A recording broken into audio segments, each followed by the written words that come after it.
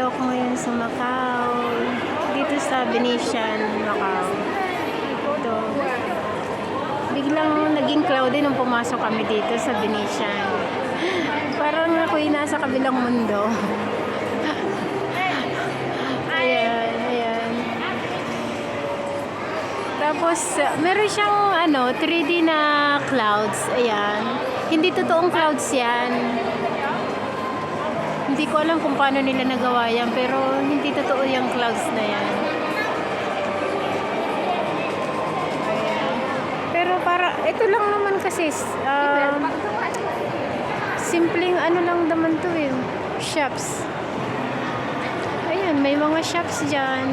Tapos yan. Bali may mga design lang. Tapos ito, ang ganda. Kung gusto mong sumakay dyan, ang ganda-ganda talaga dito.